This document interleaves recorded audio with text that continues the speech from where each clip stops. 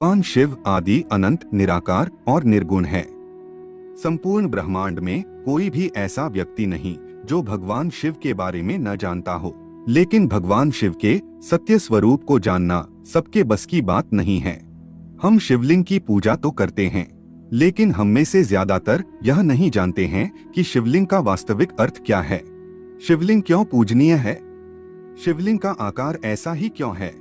शिवलिंग का शाब्दिक अर्थ क्या है और शिवलिंग से हमें क्या बोध मिलता है? आज की इस खास प्रस्तुति में हम इन सभी रहस्य से पर्दा उठाने वाले हैं, तो इस प्रस्तुति को अंत तक जरूर देखिएगा। बहुत से लोगों ने शिवलिंग का गलत अर्थ बताकर लोगों को भ्रमित कर रखा है, लेकिन सबसे ज्यादा आश्चर्य की बात तो यह है कि इस षड्यंत्र में कुछ विदेशी लोगों के साथ साथ हमारे देश के लोग भी शामिल हैं।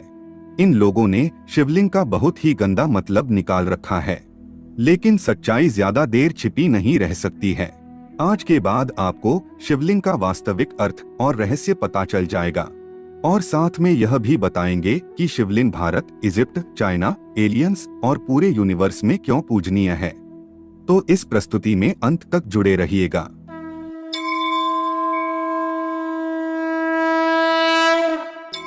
सबसे पहले हम शिवलिंग का शाब्दिक अर्थ क्या है वह समझते हैं।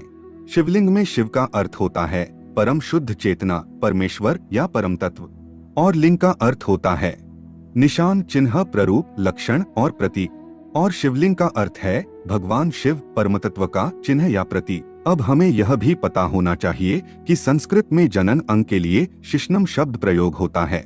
लिंग शब्द का प्रयोग कभी भी नहीं होता है। अब हम लिंग के कुछ अन्य अर्थ जानते हैं। लेते यस्मीन इति लिंगम। लिंग पुराण के इस वाक्य में बताया गया है कि सारे संसार की उत्पत्ति और लय जिसमें हो उसे लिंग कहते हैं। शिव शक्तोष्ट विचिन्हस्य मेलन्म लिंगमुच्यते। शिव पुराण की वेदेश्वर संहिता के इस वाक्य में कहा गया है कि शिव और शक्ति का मेल ही शिवलिंग है। आइए अब हम जानते हैं कि शिवलिंग वास्तव में क्या है। शिवलिंग को जानने के लिए हमें सबसे पहले शिव और शक्ति यानी कि पुरुष और प्रकृति को जानना बहुत जरूरी है। शिव आगमों में शिवलिंग को शिव और शक्ति कहा जाता है। वेदों में पुरुष और प्रकृति कहते हैं। विज्ञान उसे गॉड एंड एनर्जी कहता है। हालांकि विज्ञान गॉड को नहीं मानता है। विज्ञान कहता है कि प्रकृति यानी कि सभी भौतिक पदार्थ मूल रूप से एनर्जी ही है। और विज्ञान ने हमें सूत्र दिया है E=mc²। विज्ञान का यह भी कहना है कि प्रकृति ऑटोमेटिक है। यह दिन रात, जन्म मृत्यु सब प्रकृति ही करती है। ईश्वर का इसमें कोई हस्तक्षेप नहीं है।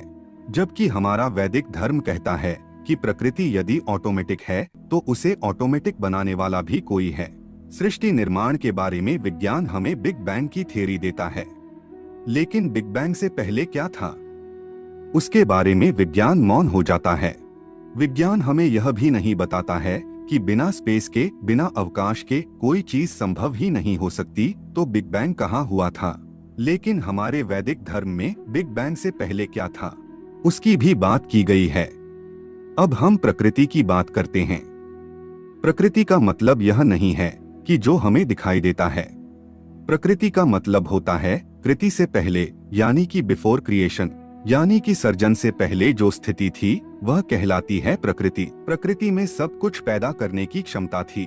वो जो चाहे पैदा कर सकती थी, और इसीलिए प्रकृति को सर्वगर्भाय कहा जाता है। जो भी संसार में पैदा होगा वह प्रकृति से पैदा होगा। जो चीज जहाँ नहीं है वहाँ से पैदा नहीं हो सकती। X निहिलो निहिल fit. विज्ञान के इस मूल सिद्धांत को हमारे यहाँ हजारों साल पहले ही बता दिया गया था। Out of nothing nothing is produced. From zero can be zero produced. Something can produce something. इसका मतलब कि समथिंग समथिंग को प्रोड्यूस करती है। मतलब कि समथिंग यानी कि प्रकृति एग्जिस्ट करती है। इसीलिए कहा जाता है कि प्रकृति अनंत है, इन्फिनिट है। ना सतो विद्यते भावो, ना भावो विद्यते सतः। जो चीज जहां पर नहीं है वहां से वह चीज निकल ही नहीं सकती। ऐसी प्रकृति 3 गुणों से युक्त है, सतोगुण, रजोगुण और तमोगुण। जब यह तीनों गुण साम्य अवस्था में होते हैं तो दुनिया में कोई भी चीज पैदा नहीं होती, क्योंकि प्रकृति में जड़ता है, चेतनता तो उसमें है ही नहीं। अब कोई चीज पैदा हो, इसीलिए प्रकृति में चेतनता होनी जरूरी है, और इस प्रकृति को एक्टिवेट करता है पुरुष। पुरुष यानी प्योर चेतना, जिसे हम शिव तत्व कहते हैं। और इस पुरुष में जड़ता नहीं है, भौतिकता नहीं है, ना उसमें कोई परिवर्तन हो सकता है और ना कोई बदलाव आ सकता है। वह जैसा है जब से तब से वैसा ही है। पुरुष एक प्योर चेतना है, प्योर प्रकाश है। अब प्रकृति यह चाहती है कि मैं किसी तरह से अपने आप को व्यक्त करूं। मेरे अंदर शक्ति है प्रकट करने की, लेकिन प्रकट कैसे करूं की चेतना नहीं है, रास्ता पता नहीं है, ऑटोमेटिकता नहीं है। और वह पुरुष सोचता है यह रियलाइज करने के लिए कि मैं क्या हूँ, मुझे कोई ऐसा माध्यम चाहिए कि मैं अपने आप को जान सकूं। और जब पुरुष और प्रकृति, शिव और शक्ति, गॉड एंड एनर्जी का संयोग होता है तो सब कुछ प्रकट होने लगता है, सर्जन होने लगता है, अणुओं का मटेरियल बनने लगता है, अणु आपस में जुड़ने लगते हैं, ब्रह्मांड बनने लगते हैं, देवी देवता प्रकट होने लगते हैं, जीव सृष्टि जन्म लेने लगती है, दिन और रात होने लगते हैं, और यह सारी सृष्टि ऑटोमेटिक बनने लगती है। और उसको ऑटोमेटिक बनाने वाला वही पुरुष शिव तत्व है। पुरुष और प्रकृति, शिव और शक्ति के मिलन को सिंबलाइज करने के लिए, चिन्हित करने के लिए शिवलिंग का सर्जन हुआ। अब यह याद रहे कि शिव कोई ऐसा व्यक्ति नहीं है जो इस सृष्टि में कहीं निवास कर रहा हो। शिव चेतना की परम अभिव्यक्ति है, जिसकी आगे कोई विभाज्यता नहीं है। एक अस्तित्वहीन अस्तित्व, नाम और रूप से परे अस्तित्व। और इस निर्गुण अनंत शुद्ध चेतना को शिवलिंग के माध्यम से दर्शाया जाता है। और इसी परम तत्व को सगुण रूप में भगवान शंकर के रूप में दर्शाया जाता है।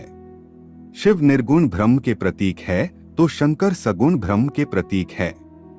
अब हम जानते हैं कि शिवलिंग का आकार ऐसा ही क्यों है। शिवलिंग शिव और शक्ति, पुरुष और प्रकृति के मिलन का प्रतीक है। तो प्रकृति को हम कैसे सिंबलाइज कर सकते हैं?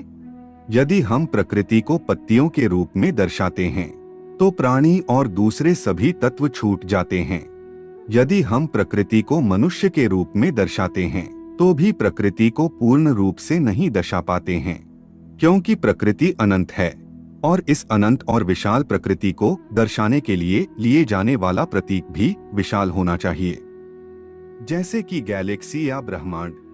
और प्रकृति को ब्रह्मांड के रूप में दर्शाना एकदम सटीक है, क्योंकि उसमें प्रकृति के ज्यादातर सभी तत्व शामिल हो जाते हैं। और शिवलिंग का जो नीचे का हिस्सा है वह प्रकृति है, जो ब्रह्मांड के आकार को दर्शाती है और भौतिक जगत को भी दर्शाती है। अब शिवलिंग का ऊपर का हिस्सा ऐसा क्यों बनाया गया है? तो आज भी जब हम परम तत्व को दर्शाते हैं तो उसे एक ज्योति के रूप में दर्शाते हैं, और इस परम शुद्ध चेतना शिवत्व को ज्योति रूप के सिवा और किसी रूप में दर्शा ही नहीं सकते। और भारत में जो 12 स्वयंभू शिवलिंग है उन्हें भी ज्योतिर्लिंग ही कहा जाता है। और श्वेत ज्योति रूप होने के कारण ही भगवान शिव को कर्पूर गौरम, कपूर के जैसे गोरे वर्ण के कहा जाता है। और जब शिव और शक्ति के इन प्रतीकों को एक रूप करके उन्हें पत्थर पर उकेरा गया और जो प्रतीक हमारे सामने आया वह है शिवलिंग। अब हम जानते हैं कि शिवलिंग क्यों पूजनीय है और शिवलिंग से हमें क्या बोध मिलता है। शिवलिंग भगवान शिव और माता आदिशक्ति का प्रतीक तो है ही, और शिव और शक्ति से परे कोई चीज हो ही नहीं सकती। और इसीलिए सभी देवी देवता ब्रह्मा, विष्णु और शंकर शिवलिंग में ही निहित है। और इसलिए शिवलिंग का पूजन करने से सभी देवी देवताओं का भी पूजन हो जाता है। जब हम शिवलिंग को नमन कर रहे होते हैं तब उस पुरुष अर्थात परम चेतना को नमन कर रहे होते हैं। शिवलिंग से हमें बोध मिलता है कि जिस तरह से पुरुष यानी कि शिव इस प्रकृति के मध्य में रहते हुए भी प्रकृति में लिप्त नहीं हो जाते, उसी तरह हम जीव भी इस शरीर रूपी प्रकृति में रहते हुए शिव की तरह प्रकृति रूपी शरीर की मायाजाल में लिप्त नहीं हो जाना है। हमें जीव से शिव बनने की कोशिश करनी चाहिए और हमारी चेतना के स्तर को ऊपर उठाना चाहिए।